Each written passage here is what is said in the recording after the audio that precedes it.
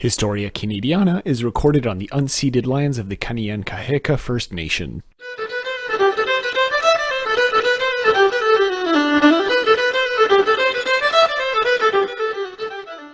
Hello everyone, and welcome to Historia Canadiana, the show where we talk about Canadian culture, history, and sometimes have interviews.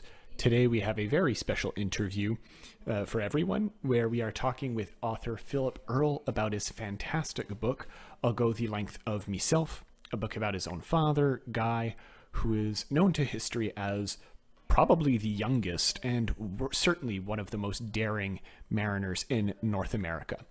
Based out of Newfoundland, the book tells the story of Guy's life and reminds us of how there is much more to discover about the province and its people than meets the eye. Before we get started with the interview proper, I do want to mention that there were a bit of technical difficulties as we were interviewing, so Philip joined us on the phone, so the audio quality might fluctuate sometimes, and in the first few minutes there is a little bit of a ringing sound, but it goes away very quickly. Apologies for that. We were very happy to have Philip on the show. And yeah, for listeners, let us know if you want to have more episodes like this where we interview authors on the show.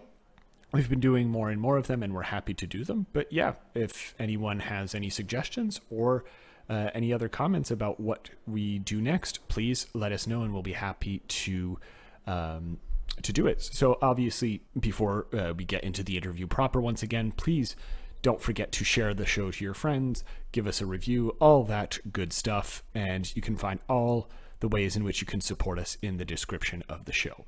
And of course, where you can find Philip Earle's wonderful book, I'll Go the Length of Meself. But without further ado, let's go to the interview.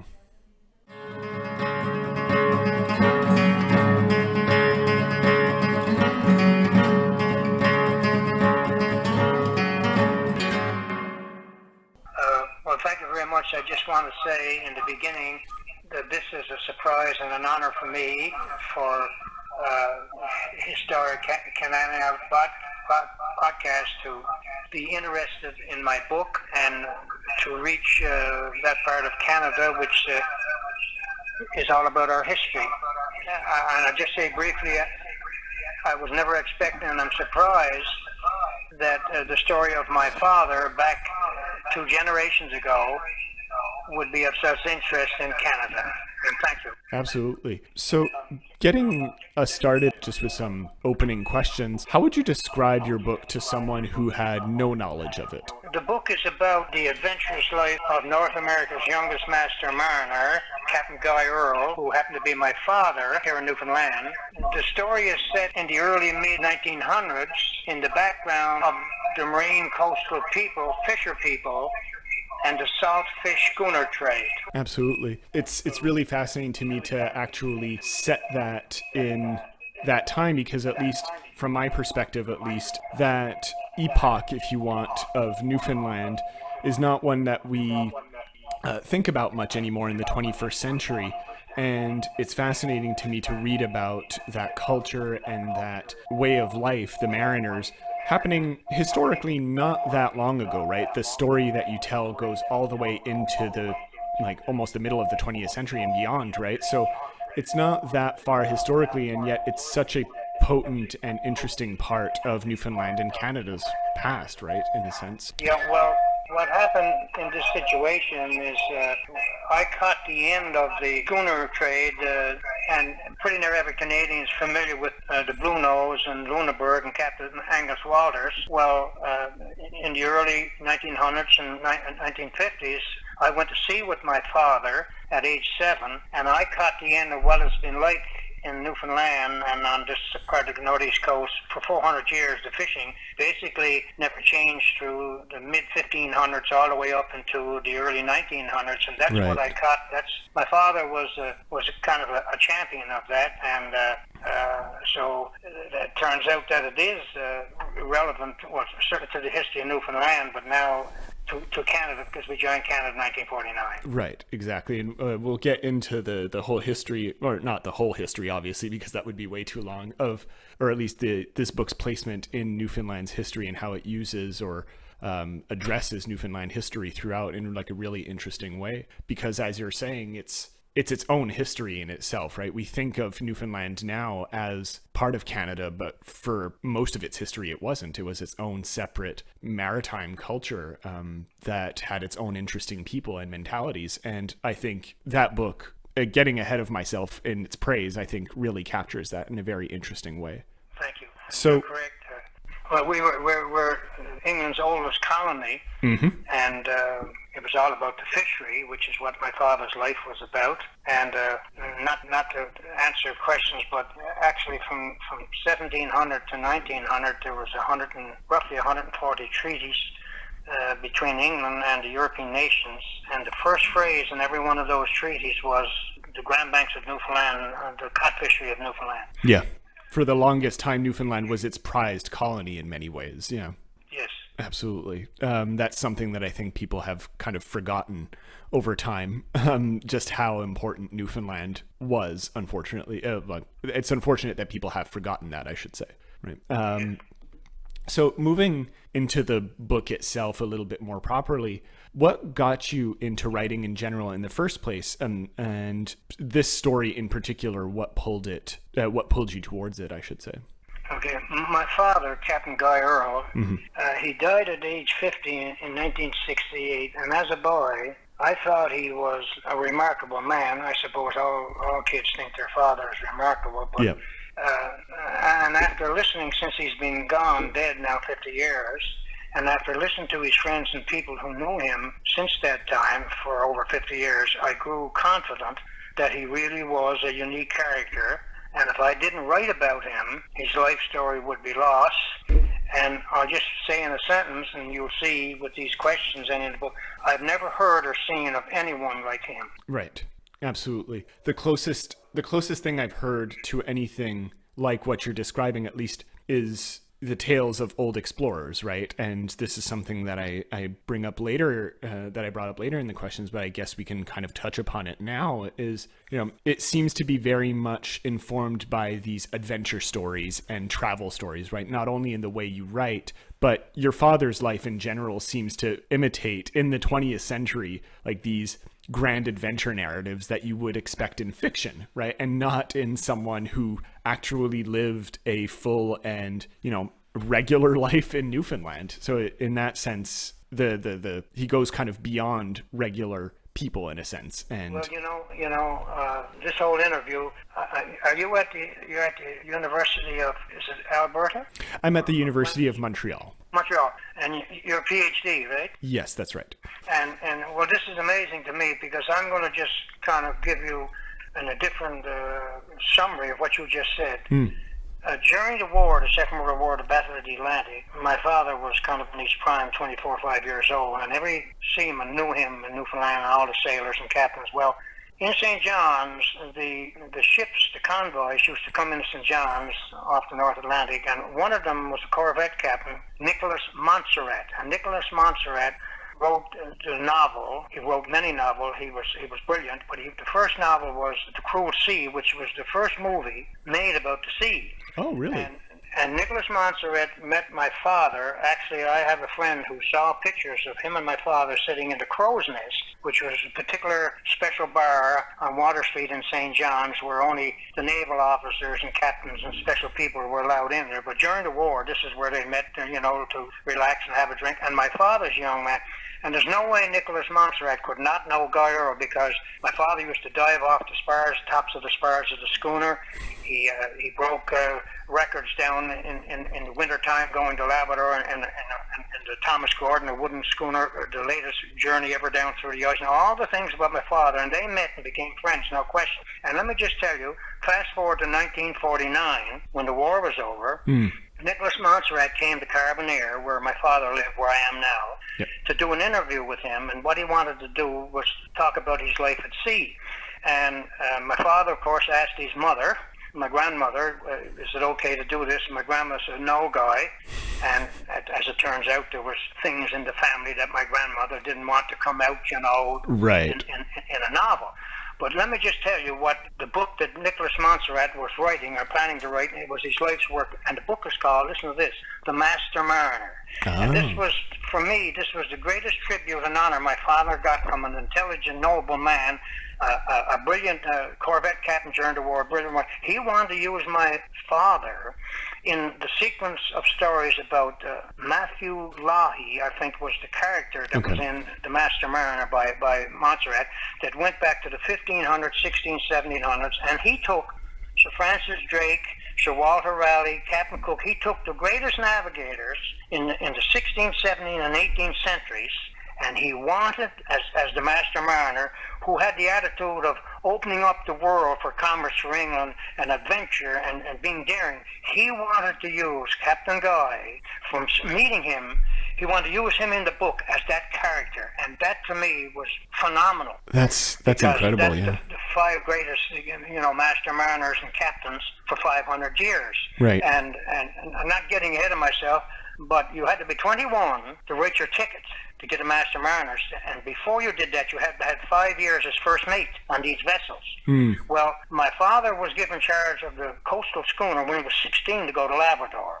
16, he was born in 1917, so in 1933, at 16, he was in charge, a captain on the schooner going to Labrador, and 2 years later, at 18, in 1932-33, he wrote the ticket for the Master Mariner. He forged his age, and Captain John Whalen, who was a Master Mariner, gave him the test, and my father, of course, passed the test, and he was the youngest in North America to have Master Mariner. And Captain Whalen, who gave him the test, said he was the youngest and smartest that ever took the test. And I want to say, there's a good case that Captain Guy Earle at 18 was the youngest Master Mariner in the 20th century anywhere on the planet.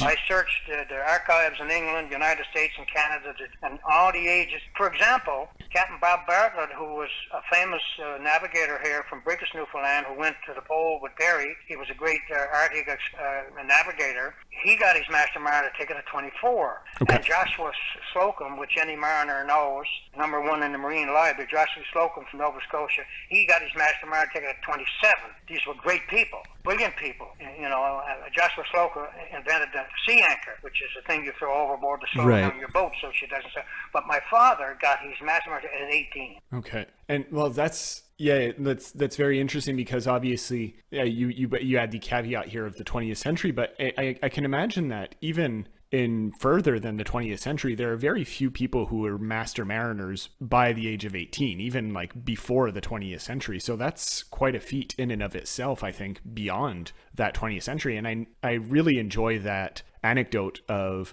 Nicolas Montserrat. And do you know who, just by chance, do you know who he ended up using as an influence for his character instead of your father, if it wasn't there? I read the book. I think it's in 2 parts.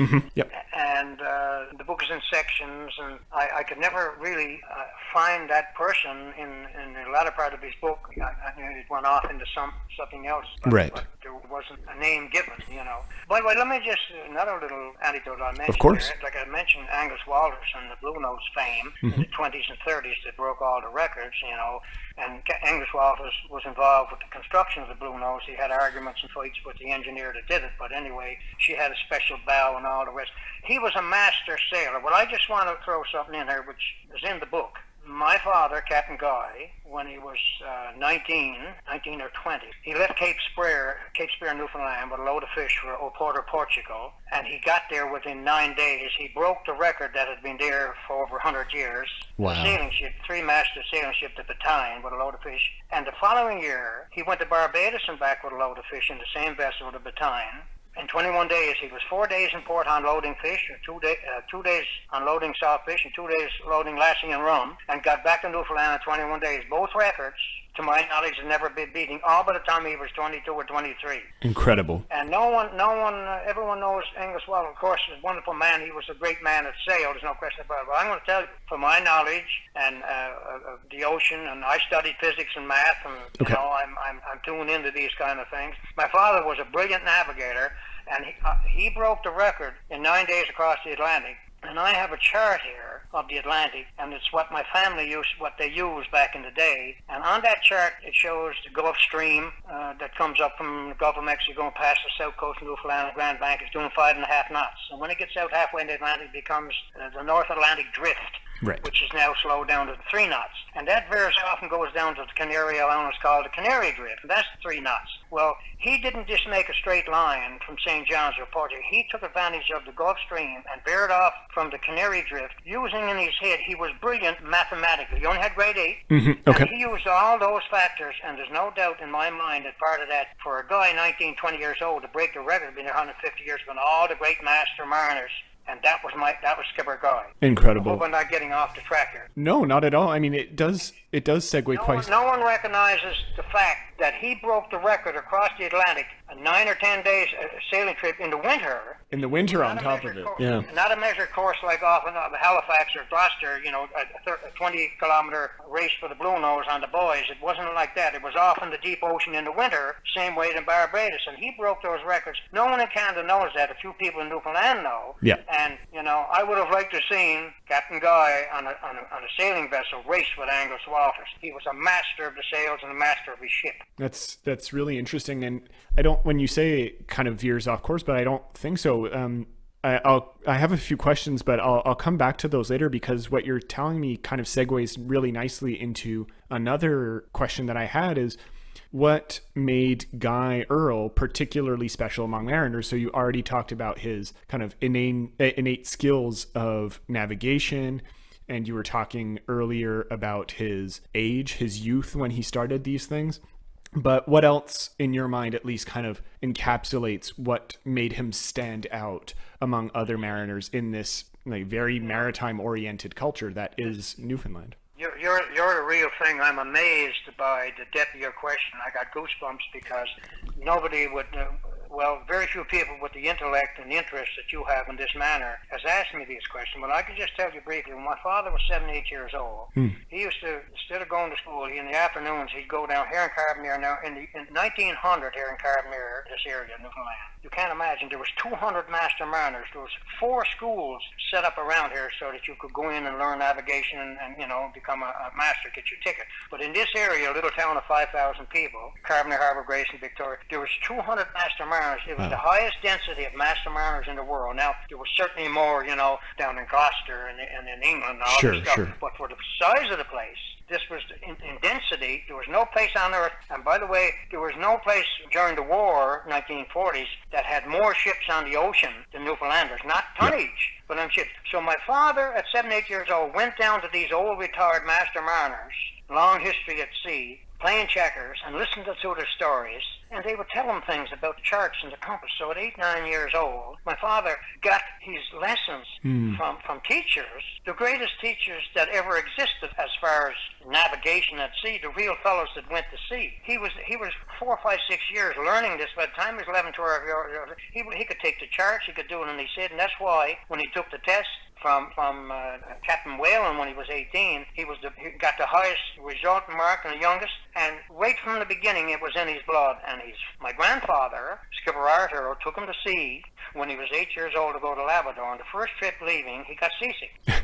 And so my grandfather took him up onto deck and tied him onto the spar and left him there for an hour to see, so on. It wasn't, like sea coming over. It was sure. Outside in the fresh air is good for you. And he never got seasick again after that. Now, and he took to the Labrador and the coast and the schooners, and by the time he was 16, he had mastered sailing. He was a whiz at it. He knew the charts. He knew all the foghorns, and it was his love. And he was really, really gifted with mathematics. He could solve problems and puzzles and everything. When I was a little boy, it was amazing. Right. And just throw this in there, I inherited, my oldest brother, Davis, and I both inherited this mathematical ability to do things in our heads, equations and so on. My brother Davis, Dr. Davis Earle, was a Rhodes Scholar in '59 in Memorial. He went to Oxford, PhD in nuclear physics.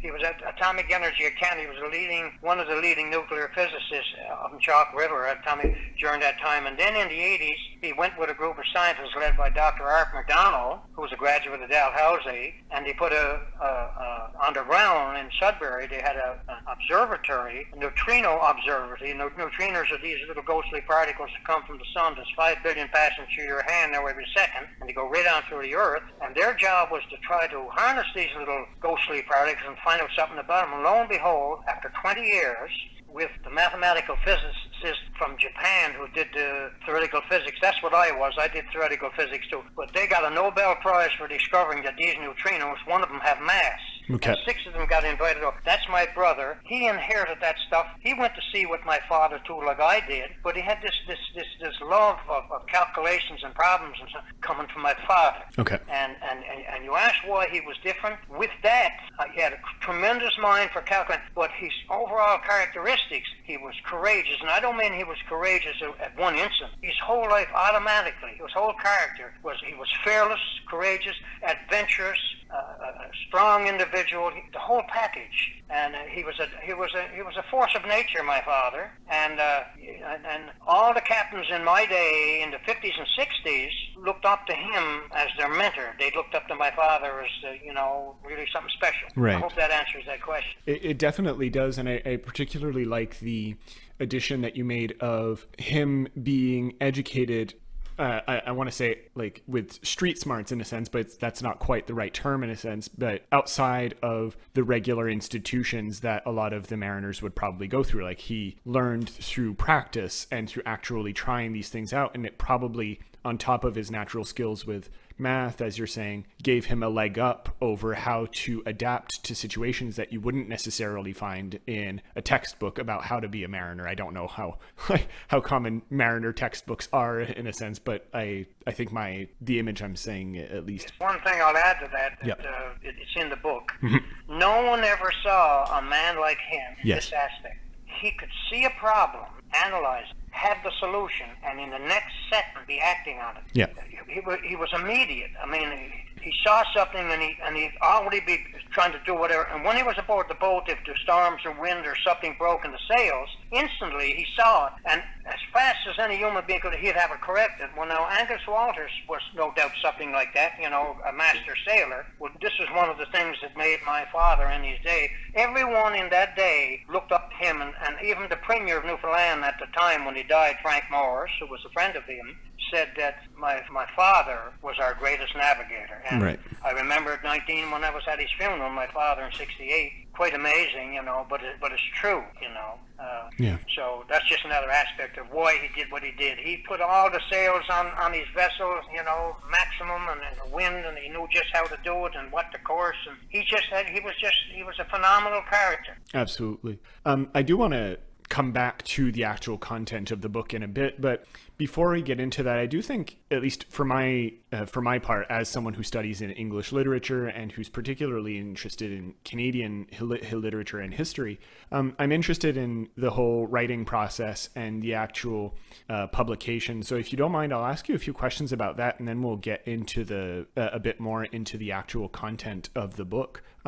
So I'm curious, when you were writing this story of your father, or these stories, I should say, of your father, did you pull from any type of influences as a writer? So we mentioned, travel logs earlier. That's the sense I certainly got. But was there some kind of literary tradition that you were trying to pull from in writing this story? Or did it just kind of come naturally to you in the way that you saw your father as a boy, and then these are recollections that you had?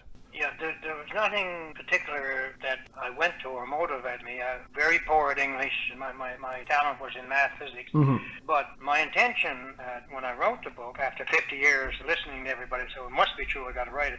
My intention was to preserve the life of Captain Coy and to tell it to anyone who has an interest in truth, using him to show how to be successful in life. And this is another part of who he was. He went off into business and he was the same thing in the success there, but I just wanted to show about the truth of his life and how he was successful. To have a goal, believe in yourself, and have confidence. That's who my father was.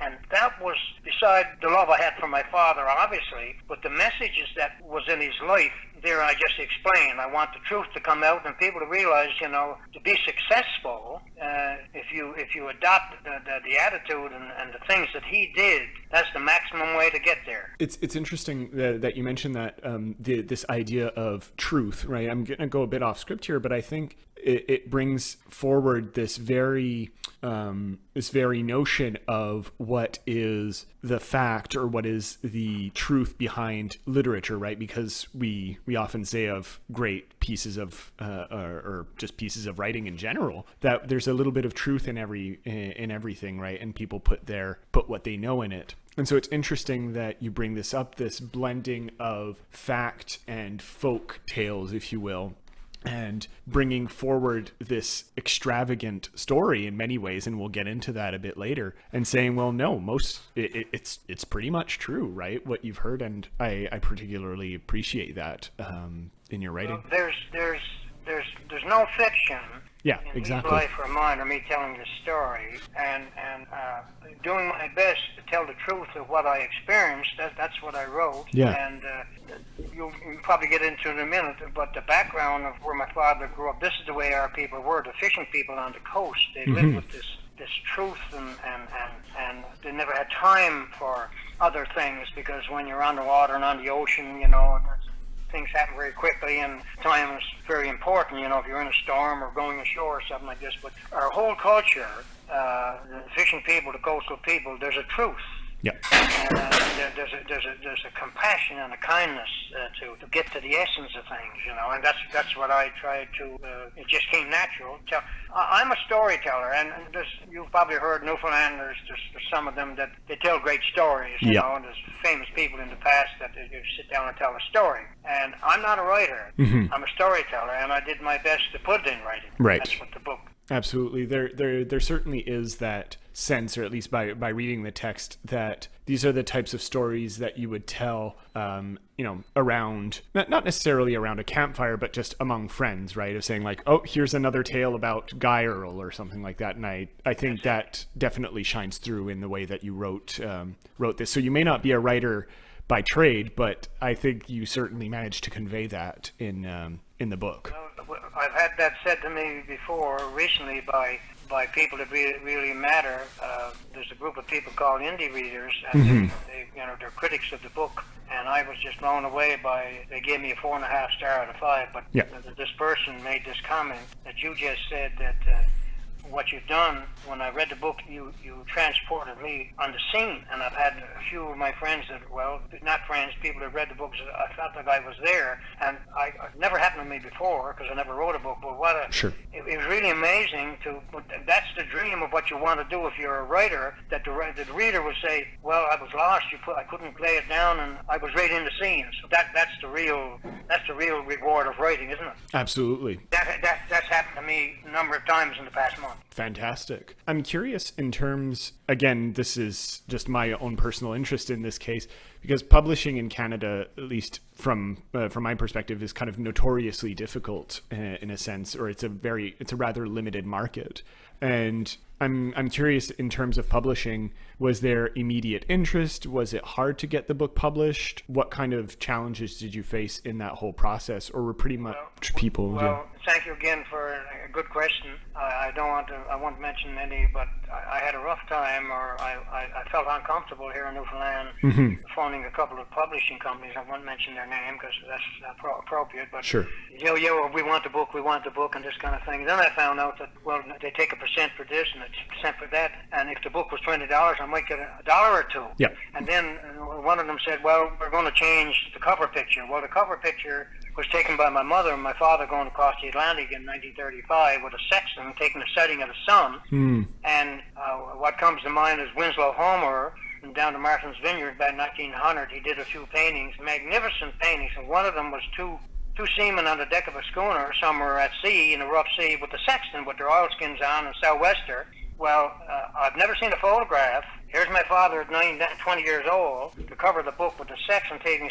My mother took the picture, and that's what I put on the cover. And I've never seen that picture anywhere in the world quite like it. But these people wanted to change the title, change it. I said no. And what happened? I found a friend who's published 20 books, John Pierre Adenoc here in Newfoundland, and he put me on to a Marquis in Quebec, and they treated me very well and very good prices, and did an excellent job. And of course, the first book I had proofread and so on and so on, but still many mistakes in it, which has since been corrected. Right. But there was once I did that, it was fine. It went well. Now, my wife and I, Dallas, we didn't put the book in bookstores here in Newfoundland. Again, they wanted high price and percentage. So we went around Newfoundland on our own, selling the book into little mamas and papa stores and little grocery stores and so on, and seniors complexes. And we have, through the pandemic, we have 3,400 sold. Okay. And my friend PhD Andrew Dubois said, this is magnificent. You're doing what you should do before you take it internationally.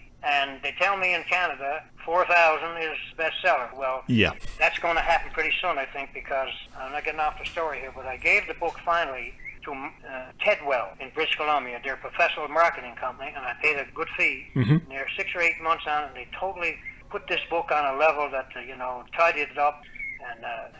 And the book is now going to be retailed. I couldn't believe this. Wow. Now that Indy gave a 4.5 star, phenomenal, they were thrilled. 38,000 retailers are going to see the ad for this book coming up now. And one of them was the New York Book Review book that asked me to put an ad in their paper, in their magazine. It's 130,000 subscribers a month and 1 million hits on the website. So this July and August, this ad is going to be seen by 3 million people in New York or wherever. And this is my dream. My dream was to take my father's story and message before I die. I'm in my mid-70s. My health is not too bad. To take this message, his story, to around the world, to coastlines and mariners, wherever, because if they realize and get a hold of this book, there's no way they can't enjoy this book. That's fantastic to hear. Congratulations, by the way, on such a successful book.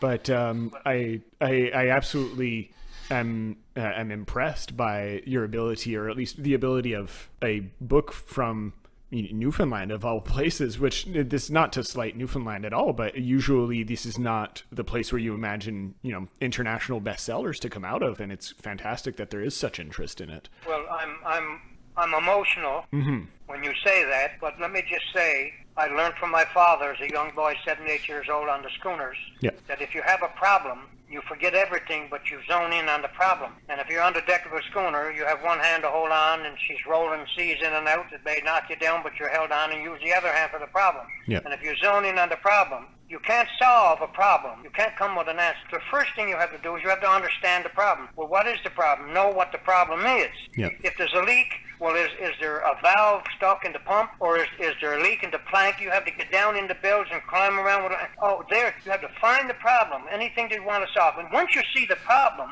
you know how to solve it. Well, when I had this book, and I was having a rough time to get it published, and I found out Marquis, and I went through all of this, and then I took it to Tedwell. I wanted people to see and read the book, any mariner around the world, because Spain and Portugal, England, Ireland, Brazil, and the West Indies, all these people were part of our history, the schooner Southfish Trade. I want all these people to see the ad. And in order to get that, I had a problem. So what did I do? I kept at it myself. No one told me. I said, well, I got to get a professional marketing company that will take this, and that's what happened. And this is how the story is unraveled. I don't know anything about publishing the book or whatever, but I know I did what my father told me. And that's what I did in physics, by the way, and in medicine when I did it. And I did quite well, without saying, I succeeded. Before we move on, I particularly like the fact that you held your guns with the title. I think that's, and the cover, I think that's perhaps not something that people necessarily think about, but that's one of the first things that struck out to me, I think, when when we were offered the chance to interview you, was the title, right? And the cover itself is so unique. Like you say, it's something that you don't see particularly often, but You're just, I really, really enjoy talking to you. When you and I could talk for days and nights and have a cup of tea and whatever. I'm sure, go hiking around the trails here in Newfoundland. But listen, I'll go to length of Meself. This was an expression that I heard my father say once. Okay. And the length of something, let me say, in front of a schooner, the schooner went the length of itself. That's an expression that you have an anchor, and the anchor has a rope or a cable or a chain, and when it's all played out, you got maximum slope and maximum hold for the anchor because it's on the right angle.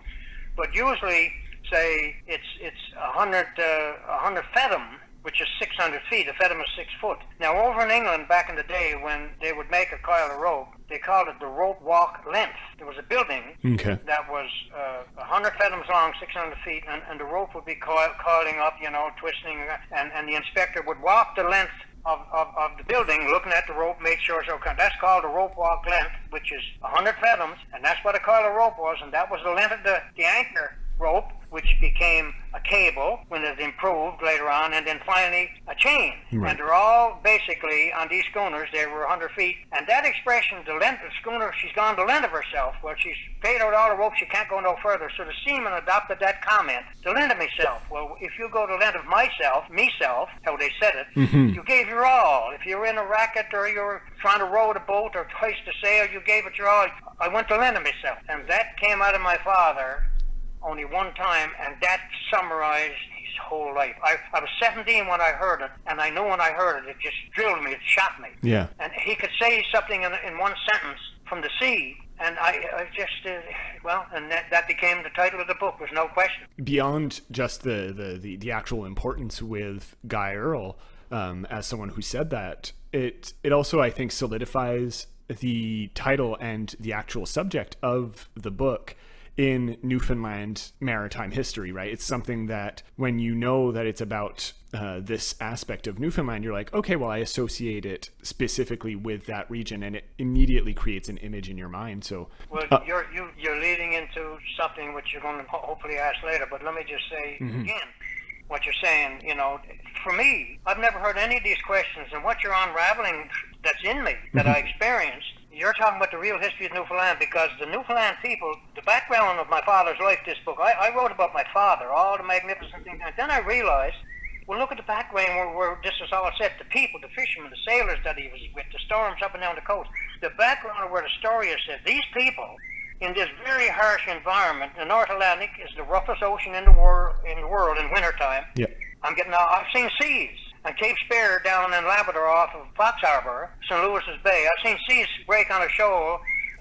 There's a shoal there off Cape Spear, or it's 20 fathoms. Right. That's 120 foot.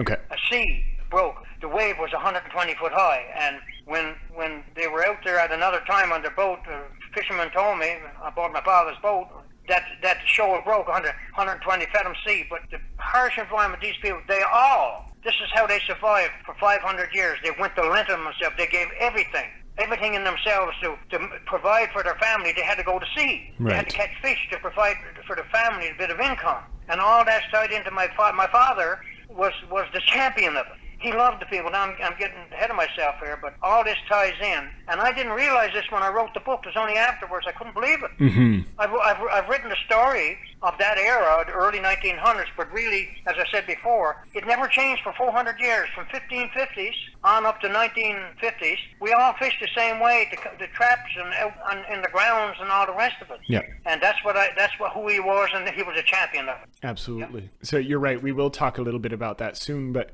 I do have a few questions before that I would like to ask.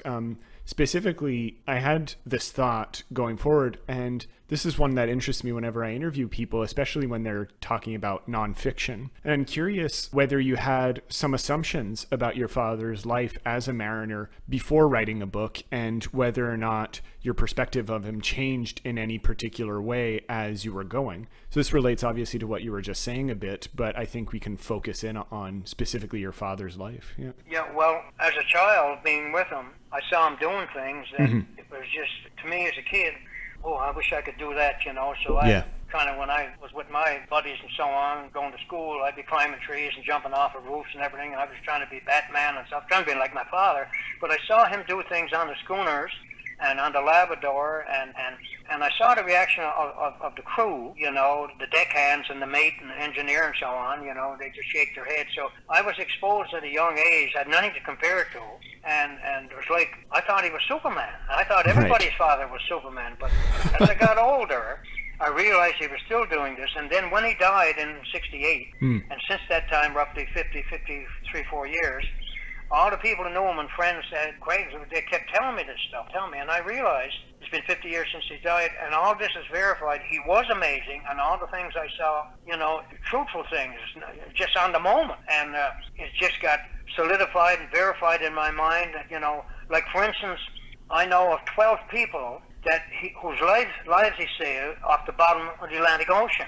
And there's one story in there down in Roddington, as you probably read, that this Claude Jacobs fell over the wharf down in Roddington, 30 feet of water. It was in the wintertime in the dark. My father was 19, and he was down having a cup of tea at 5:30, and someone on the wharf said, "Man overboard." And he ran up on deck and watched what's going on. And no one would ever think of it. Man overboard. He ran and got a flashlight. And he went over the outside of the schooner. The schooner was tied on the wharf. Now the swell and everything, and the schooner was rocking back down the wharf, so he couldn't go down between the wharf and the schooner because he might have been squat. So he went on the outside of the schooner down to 30 feet in the wintertime in the dark with a flashlight, and he went from the middle of the boat to the bow, a minute or so, shining the light, and the light is only going to show up 3 or 4 feet because it's dark out in the water, and then he had to come up, and he went down again. This time he went to the stern of the boat with the flashlight, and a minute or so, and didn't see nothing, came back and went down a third time. This time he went down inside, and he went up and under the boat between the wharf with the flashlight, and he saw some bubbles, and he came up. He was 4 times going down, up and down, so finally he went down and grabbed the leg, the man, under the wharf, and got him up. Yep. I forgot the question you asked me, but like the things he did, well, there's another 11 people that is in the book about lives he saved, and there's more. And I heard this, and everything was true, and it just was verified the older I became, and the longer he was gone, and people told me, and it was all true. Yep. And if anything is at fault in the book, I've said this to my wife, I'm not a writer, I don't have the ability to capture this man and write his story properly. In fact, I'll say to you, I had a great friend, Roy Saunders, passed away last year, he was 84, who knew my father personally very well. And I said to him a couple of years ago, he said, "What are you doing now, Phil?" I said, "Well, I'm writing a book on my father." "What?" He said, "You'll never write a story on Captain Guy. You're afraid, what?" He said, You'll never capture, in 10 books, you'll never capture your father. He said, "Your father was a genius, and on the moment, he would do things every day that no one understood." And it's true. He was proof to me that you've heard it said that the only one that understands a genius is himself. Right. Well, I can tell you, this man would come up with things on the moment of every problem. If anyone was in trouble or kindness or whatever, giving stuff. No, I couldn't capture it. Right. I don't have the ability. Another book easily could be written if there was a professional writer that came to interview me that went into this. You could write 800 pages on him. Right. There's no question in my mind about it. I want to say something here. Probably. Of course. I can't help myself. No, by all means. I had a great interest in law. I think the greatest racist people were the Plains Indians down in America and up through the heartland of Canada. You know, the Oglala Sioux and the Blackfeet and so on, and the Nez Perce. And I made a great love all my life to read their stories. Chief Joseph and Sitting Bull and Crazy Horse. I know all their history. In fact, when I was down in Houston as a doctor some years ago, I got an opportunity to be inducted into the Oglala Sioux, But let me just say that the greatest chief of them all, the only one that ever got invited to England to a government function by the Queen or whatever at the time, was a Blackfeet chief by the name of Crowfoot. Yes. And I cried when I read the book. And I just the tribe called him Manistocus. Right. Father to his people. And let me tell you what he did. He was a great hunter and a brave man, and when he went out and came back with the buffalo, he gave the meat first to his tribe, to the older people. The older people were his grandfathers and grandmothers. The young tribes were his brothers and sisters. The young children were all his children. They were all his family. And he gave the meat to them first. He gave the hides to them first. He gave them their horses first. He looked after them first. Right. And he called them, and I repeat myself, Manistocus, fathers of his people. And I'm going to tell you, ask me the questions you're going to. Skipper Guy was a father of the coastal people. That was his family. They were brothers and sisters, and the older people were his mothers and fathers. Everywhere he went. It's phenomenal what he did. It's all true in that book. And I'm getting ahead of myself, and I forgot the question, but away with It's fine. Like, honestly, I could listen to you all day speaking the way with the passion with which you speak about it. But I think you did answer the question in a sense when I asked like what the assumptions were you had about your father. And I think you definitely answered that by saying, well, you imagined him as a Superman, and with the way that you're answering in a sense is that you kind of confirmed this in a sense. If I said to you, if I mention Wayne Gretzky, you know what it means. Of course. Bobby I don't watch Orr. hockey, but yes, I do. No, Bobby Orr. Well, I'm going to tell you. I've never met. Now, I met some people in my lifetime. I met some great surgeons when I was in Houston. You know, I know DeBakey, the great heart surgeon, and Henry Glass, who operated on John Ryan and the Shah of Iran in 1977. They had stomach cancer. I just want to say briefly about my father, Skipper Guy. And so far we've talked about, you know, his ability as a navigator. Yeah. He was elite. But physically, he was a physically overpowering man, 230 pounds, very strong, 6'2". He could drive the car faster than anybody. You know, back in the day, physical prowess was an important thing. No one ever beat him. In business, he knew how to make the contacts with Spain and Portugal selling fish. And Joey Smallwood and all the great merchants of the day, the Lakes and Conor Bryan from Catalina, he used to come to visit him to pick his brain how he could do it. He only had grade 8, but everything he did, there's 6 or 7 things he did, no one could touch him. Right. And I've never met a person that, you know, like Michael Jordan, basketball player, just superhuman. That's obvious. But my father could swim underwater for 3 minutes. He taught himself at 13, listening to the Acapulco fishermen jumping off the cliff back in the 30s. They had a bet with each other who could jump the highest. Well, that became cliff divers. Right. And then eventually become high divers in the Olympics. When my father heard that on the radio at 13 in 1930, he said, well, he could do anything, my father. Any challenge, he was motivated, and he had to win. Well, he taught himself to jump and then dive off the cliffs and rocks around Carabiner. And eventually, when he got on the schooner, 15, 16, he used to dive off the cross trees. That's the top of the schooner, 80, 90 feet up into the, and I don't know, into the harbor. I don't know of anyone. I've never seen a movie, I've never seen a heard tell or any book of anyone diving off the spars of the schooners. Right. And so he could dive, he could swim, he was a physical specimen, he was smart, he could navigate, he ran to all the things he did, and the greatest thing of all, which I haven't mentioned, Yeah. and again, it's emotional, I'd be careful here. You saw that little bit of the poem of Abou Ben Adam Yep. in my book, Mm-hmm. and it came back, and the angel said, well, hello, Abou Ben, his name led all the rest because he loved his fellow man. Well, I'm going to tell you, my father loved his fellow man. He gave his whole life's earnings and all his money back to the poor. It's phenomenal. I mean, I just heard a story not too long ago that I eventually got it in the appendix of the latest edition. Okay. In 1946, he came from PEI with a load of vegetables, and he ran into a storm. He had to go in on the coast of Newfoundland, so the vegetables had a deck load piled up on deck, so they wouldn't spoil. Right. So he went into some place, Grey River or Francois, an isolated place on the south coast of Newfoundland. There's no roads, and still no roads in there. And these people settled there 200 years ago, all fishermen, out on the ocean. They were his people, his family, his heritage. And when he tied up to the wharf, a little small community, only 20 or 30 houses, 200 people, they all came down on the wharf. And this was before 49 in Newfoundland, and let me tell you, they were starving. Right. People, you had rickets and beriberi, and vitamin C, vitamin B deficiency, all this stuff, right? Because that's the way it was in Newfoundland before Confederation. And some older gentleman stood out and wanted to meet the captain. I said, yes, sir, I'm the captain. Or he said, Captain, he said, we have no vegetables, and we have no money to buy any, and we're starving. And my father, in an instant, don't worry, sir. And he called the crew. They started unloading the deck load of vegetables, the sacks of potatoes and turnips and cabbage, whatever. 700 bags on deck, strapped in so it wouldn't fall overboard. Right. And by dark, he had unloaded the deck load on the wharf. And listen, in the morning, he sailed out of the harbor without a word to those people. Right. He gave them the deck load of vegetables. And you'll never hear it the like of it. Of course. Yeah. And he never even told me. I was born in the 40s, late 40s, and he never told anyone. That was Captain Guy. He was a father to all the people. He loved his fellow man. He didn't want to see anyone down and hurt, and he wanted them all to be successful. Right. And that's, I've told that to people, and they can't believe it. Right. Imagine today, you know, at the time, I don't know, a sack of potatoes was $1, and they sold it for $4 or $5, you know. But still, it was $700 or $800, which today would be roughly $15,000.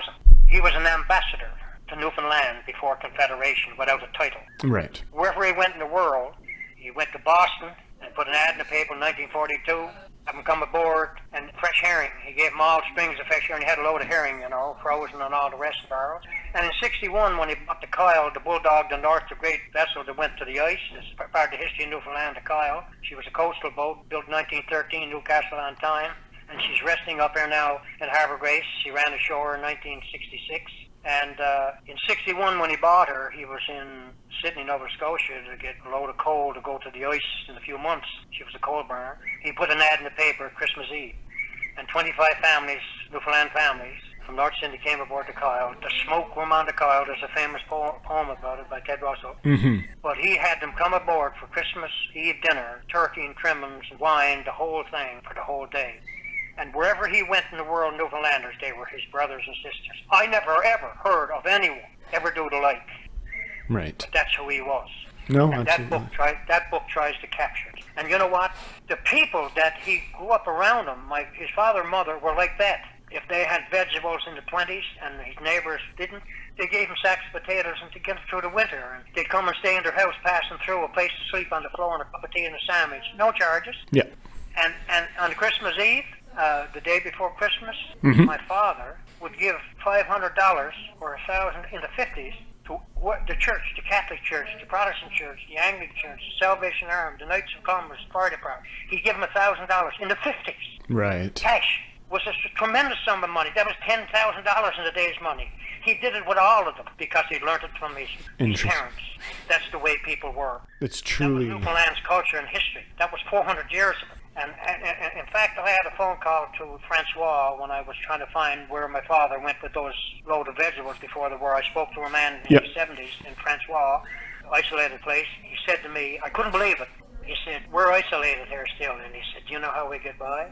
We all help each other. You have to at that point. Because, I cried. Yeah. It was the same thing as on the Labrador back in my father's day. Down on the south coast, these people are isolated, no roads in there. He said, we get along, get by because we all pull and help each other. Yeah. Isn't that beautiful? Absolutely. It really is. That's still in existence on the coast of Newfoundland. But that's who we were for 500. This is what the Plains Indians did. Yeah. You know? So you kind of have brought together many of the stories that perhaps I was interested in talking to you about, and you've already advanced them. So I'm going to move on to actually one of the other questions that I had.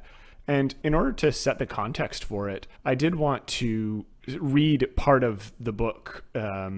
This is in chapter 9, where you talk about Joey Smallwood and him meeting the Mariners. And I feel like this really encapsulates something that I want to address in your book. To set the context, this is a moment in which Joey Smallwood, at this point he was premier of Newfoundland, the first premier of Newfoundland, and he has a meeting with a bunch of mariners about the industry, including Captain Guy. And that was the meeting in the Confederation, 62 or something like that. Exactly. And he had all the elite merchants at that time. It was a 4-day conference, and it was on exactly. TV. Go ahead. So there's a really interesting section. It's just a small paragraph where you say, when it was all over, the conference, Captain Guy walked out the front door of the Confederation building, and Fred Rossiter, his lifelong friend, was waiting to drive him home. On his way out, Guy took off his gold cufflinks and tie pin, bought with such high hopes before the meeting began, and threw them in the trash. This was his opinion of Joey Smallwood and his government. And I find these ways in which you punctuate your stories, your story about Guy Earle, with these interjections about Newfoundland's history, like the Joey Smallwood government, which is controversial, I've understood still to this day. And I was just wondering, reading passages like this, in what ways do you feel, I feel like you've answered this, but I'm looking for like a more concrete answer in this case. Like, what ways do you feel that Guy Earle's story fits in or reflects Newfoundland's unique place in Canada? Well, let me just tell you about that incident there with the cufflinks. What had happened, my father bought the cufflinks, tie pin, gold, to look good, but he normally didn't wear suits and ties. He was, and he went to this meeting, and they all had their turn through the days, and Joey would cut them off and get up and talk. And finally, Friday afternoon, it was my father's turn to get up and speak, and he got up and started in, and Joey cut him off. Right. And my father pointed at him. He said, now, you've cut everyone else off this week, but you're not cutting me off. You sit there and listen to what I got to say. Now, they were friends. Joey used to come out to my father's business in Carbonera on Friday afternoons to sneak up the back steps. No one saw him. He'd come in his limousine to pick his brain on the salt fish industry. My father was brilliant. No one in Newfoundland had the ability and knowledge that he had. And Joe used to come to find out, well, how come you get better prices and how come you got such a big volume of fish? My father had a quarter of all the salt fish in Newfoundland exported during the 60s, which is really something to say, the biggest industry that we had. He was exporting 25%, which was 165,000 candles of fish out of 650 total. But anyway, what he did, he realized that, see, Joey and the government wanted to set up a corporation, a provincial corporation, so they could take all the salt fish from all the merchants around Newfoundland and act as the seller to foreign countries. Yeah. They wanted to act as the media that it all passed through the government. Well, you can just think for yourself, if my father had the best prices and he had great rapport with the people in Spain and Portugal, he didn't need that, and there was going to be money lost to pay the government part being involved with it, because money got to come in the same pool.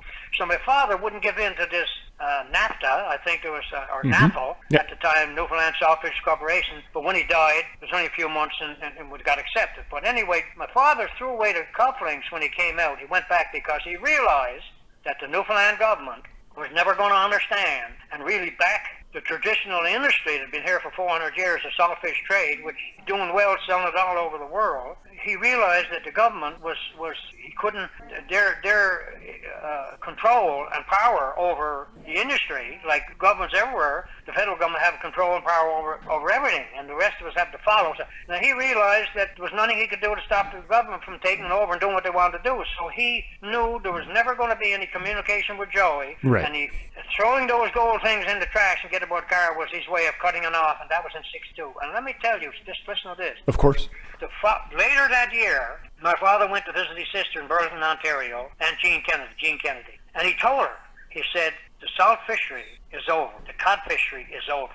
30 years later, in '92, there was a moratorium. Okay. He saw it 30 years ahead, and I'll tell you why he saw it.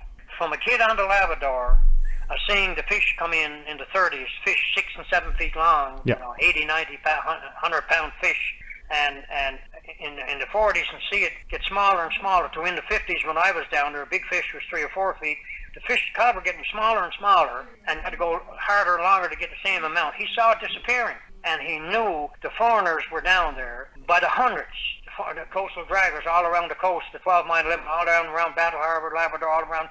All this was happening, and the federal government wouldn't act. Finally, after a while, it became 20-mile limit, and then 200-mile limit. Yeah. But it still hasn't done the trick, because on the nose and tail of the bank, which is on the continental shelf, it's outside 12 miles. There's 100 trawlers out there, draggers out there today, still fishing that migratory fish, taking it, and Newfoundlander fishermen are not allowed to commercially fish the cod. But that cod has been caught by foreigners, and let me just say to you, the codfish was 1/15 of the total value of groundfish. There's 32 species of groundfish on the Grand Banks of Newfoundland. Right. That industry today should be $15 to $20 billion if it was like it was back in the day. We have a shell fishery, shrimp and crab, which is $1.5 billion roughly. But we never got that back, and the federal government has never protected us, given it back to us. But I hope I'm not getting too far away here. No, not at all. Like I was saying, I will listen to you just go on and on and on without any Well, issue. I'll just say to you, I'm going to finish it, and the book is, I mentioned briefly there about government, there's a section about Joey Small, which I put in there about the salt fishery. Listen, we've had a moratorium in Newfoundland for 30 years. Yeah. We lost 50,000 jobs, fishermen, right off the bat, and it's never come back. And Trudeau has done everything, Prime Minister, he talks about the Eskimos and what was done to the Inuit years ago, 100 years ago, by the missionaries and things they were buried at. No doubt it's true, and he's making recompense and recognizing, and all should be true what was done to those native peoples. But let me tell you something. The people of Newfoundland around this coastline for 30 years now have been out without their economic engine, heart and soul of our culture. And the federal government, we've approached and asked them, people here in Newfoundland that know about, and there's never any response to do anything about it. They ignore it. But our culture is fading, going away. We've lost our jobs and never come back. Rural Newfoundland is nothing to what it used to be. It just should be thriving with $15 billion industry, and the federal government refuses to recognize that our fishery, the cod fishery in particular, our mainstay for 500 years, it should be returned back to us and protected, but it's not. And they signed the terms of agreement in '49, the federal government, that they would protect the resource for the people, adjacent fisheries, and they did none of it. Right. No such thing. But anyway. No, I think you're absolutely right. And that leads into, I think, another, or it could, I guess, lead into another question that I have is, I was wondering what you were hoping people would get out of this book, right? And I feel like part of what you just said could definitely be that of expressing what was lost or has been lost throughout the years in Newfoundland's history and culture, right? But I'm curious for you what kind of relevance this book has outside of being perhaps informative about a moment in Newfoundland's history. Well, yeah, that's a good question, and the thing initially that I think that they would get at, and I'll tell you, but it's obviously, you just mentioned the fact that about our fishery, that 30 years of moratorium and it's not been returned to us. You know, it's just another voice mentioning that, but there's many voices mentioning that here in Newfoundland for the past 30 years. But what I wanted people to get out of the book when I wrote it was a story of the life of my father, who he was, his character, and how his character and behavior made him successful, affected his life and the people around him. And the message, when you read the book, you find out that here was a man who, the first thing, he had compassion for people, to help people, fishermen who were without, poor, and they were downtrodden and had hard times. And they would come to him, and he could sense that, and he'd never let them ask the question to embarrass himself. Well, Skipper Guy, can I get a job or in your plant, or can I get some salt for my fish? Can I beg and ask? He never let that happen. He'd say, are you a fisherman? Yes. Right. Can I get you a fish next year? And what is it you want? Well, so we have no food. He'd load up their truck at Christmas time, pick up enough food for 2 months for his family. The story is why my father was successful, because he ended up with a dynasty, a fish empire.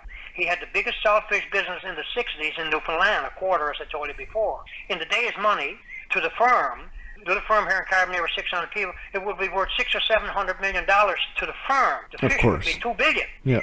And the message is that, why was he successful? Well, his kindness to help people, his love for people, his compassion with people, being honest and giving, and being determined, his confidence, his belief in himself that he could do anything. There's no such thing as can't. Yeah. And his character, you'll never know what you can do until you try. You'll never know what you can do until you try. This was his motto. And wherever he went, his confidence, he was the most confident man, the skipper of a great boat back in the 50s who saw him come aboard the Kyle, famous boat in Newfoundland, saw him. And the captain said to the mate, you see that man there, Captain Guy? He's the most confident man that ever walked Newfoundland. He had confidence and belief in himself. And the message that can be learned today from high school kids, sure, and anyone in school and going into business or having a career, you believe in yourself. Have confidence in yourself. You never know what you can do until you try. And love people. Love your fellow man. Help them. And that will come back to you. And that's the greatest way to live your life, be successful. Right. That was his life. That's what's in the book. That applies today. It applies to every generation. Right. I think that's, we tend to overlook, I feel like, that message, because we tend to, well, at least I tend to think of it as overly simplified, but I think it's so powerful in many ways that it's something that we can definitely gather. And I definitely got that impression upon reading the book, that that's kind of the message, or not necessarily message, but the idea that you were trying to convey through Guy's life. Absolutely. Yeah.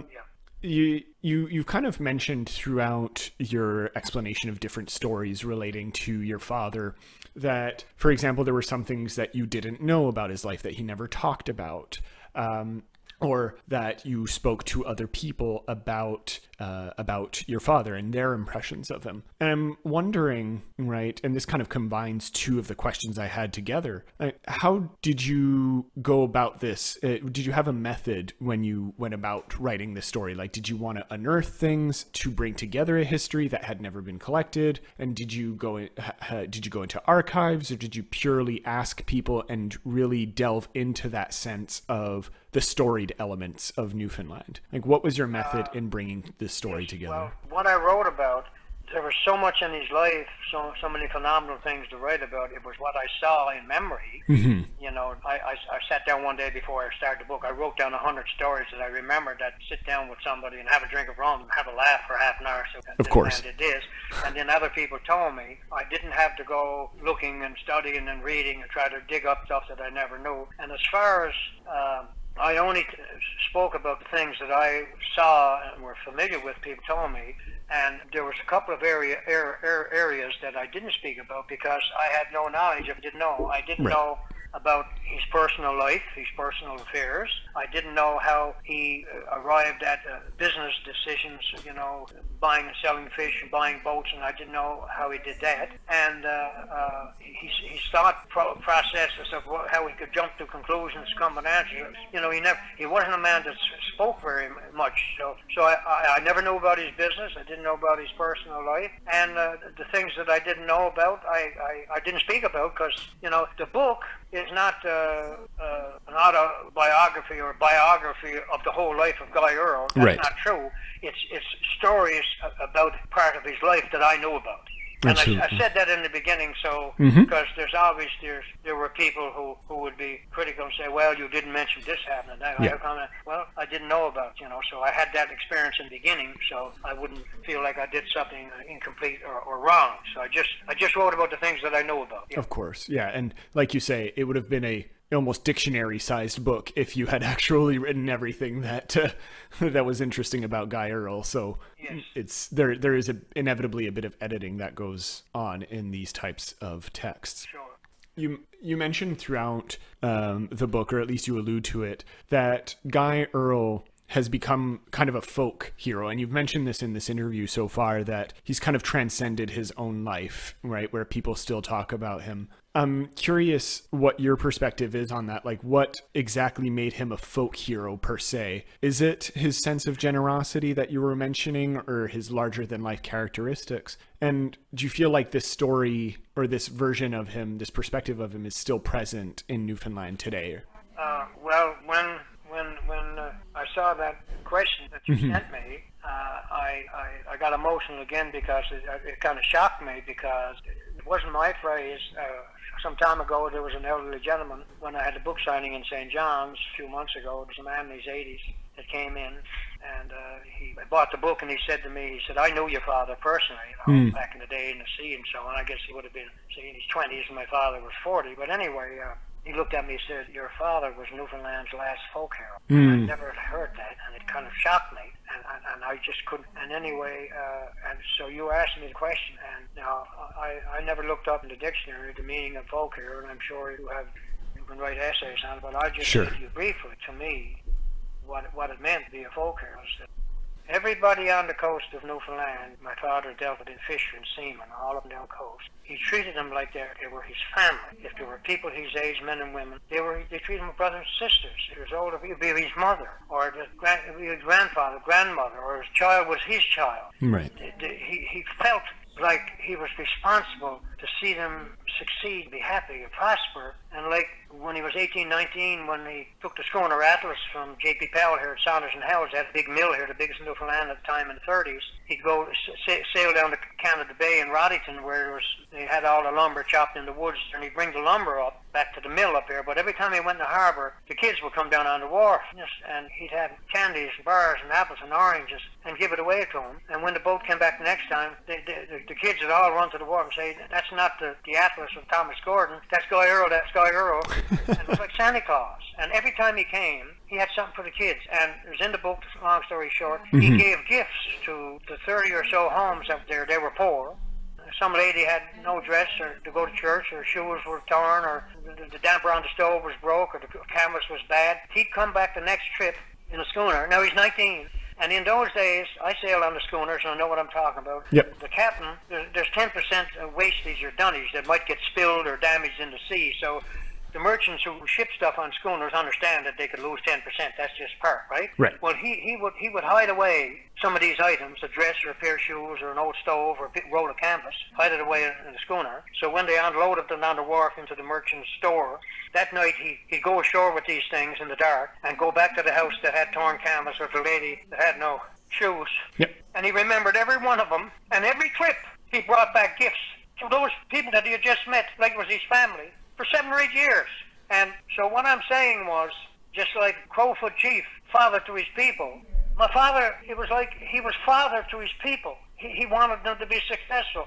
And another thing, he was so confident And when he was around him, he said, oh, you could do that. Oh, here, yeah, I could do it. And the people would gain confidence in themselves, and when he left, they were better people and harder workers and more successful. So his whole life, he was like, and when he died in 68, there was 2,500 people came to his funeral in Carbonara, Masonic Avenue. Mm-hmm. And when I went up behind his coffin, he died unexpectedly in his sleep at 50 years old. There was 500 fishermen around the gates as the coffin passed through to the hearse. They were from all over Newfoundland. They had their long rubber boots on and their old clothes.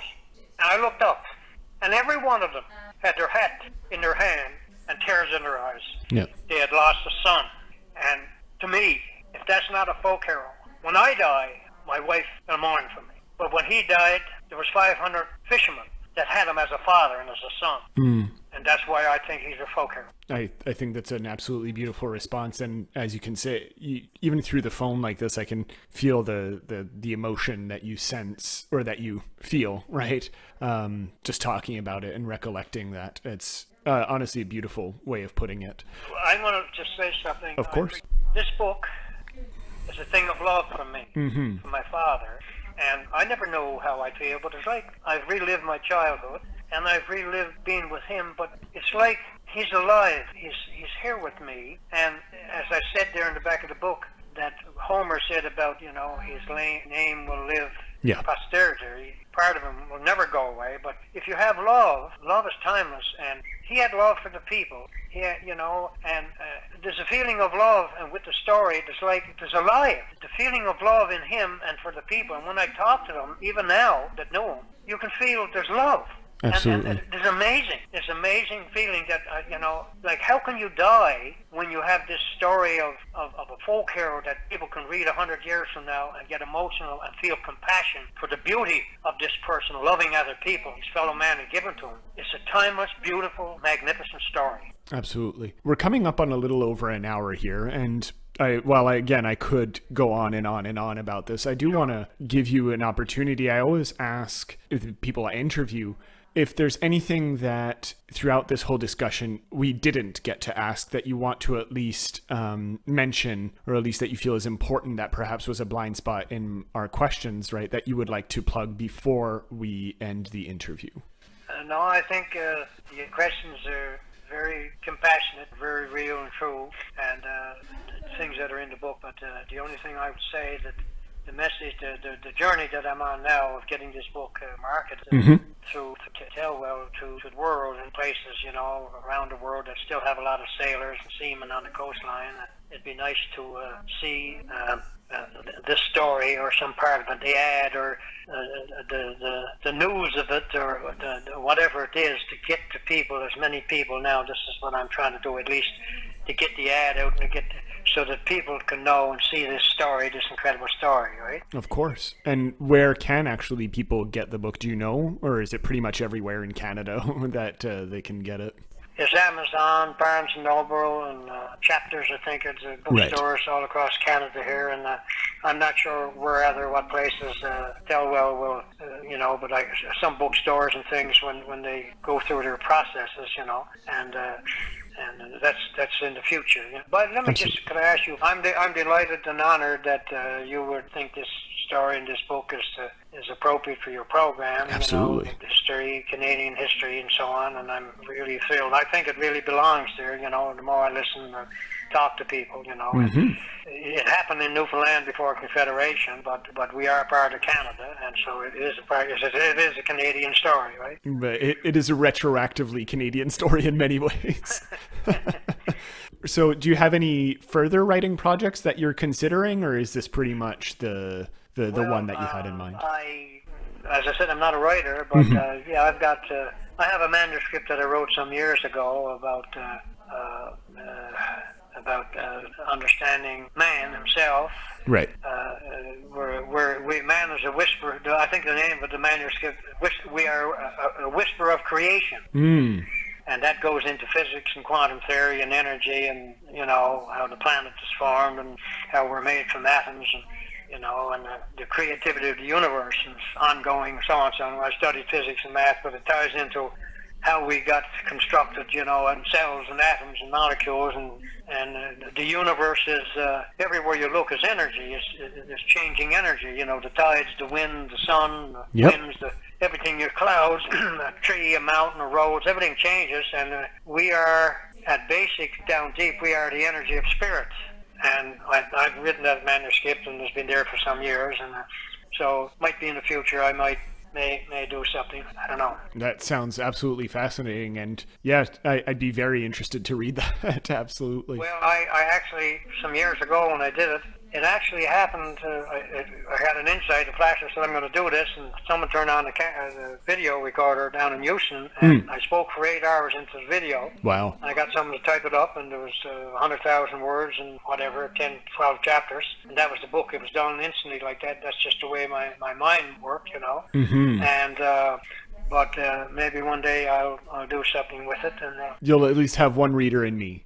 Yeah, there you go. Yeah, I did give it to the College Station Press down in Texas, and they said they never read anything like it, and we don't know what category to put it in. Right. And the fellow who read it said to me, last year I was diagnosed with cancer, and I took a year off, and the real things that matter, instead of being the editor of this, you know, this publishing company, my wife and my children and my health, and I realized, and I got better, luckily, and I'm back to work. When I read your book, all the answers and things that I thought about when I thought I was going to die of leukemia was all in there. It was phenomenal. That's what he said to me. And you just made the same comment. That's the type of thing that I look into. If you want to understand a problem, you have to understand the problem. You have to go as far as you can go with it. And that's me. That's just the way I am. You know? That's fantastic. Anyway, yeah. Well, thank you for asking.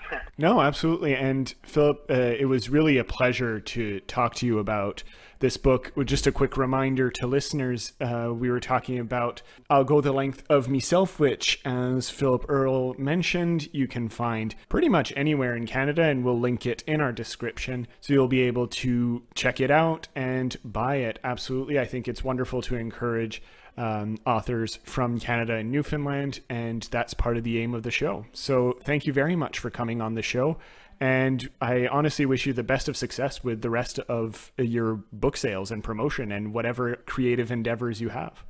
Well, it was a pleasure and an honor for you to interview me and the story of my father in this book, and I thank you very deeply for it.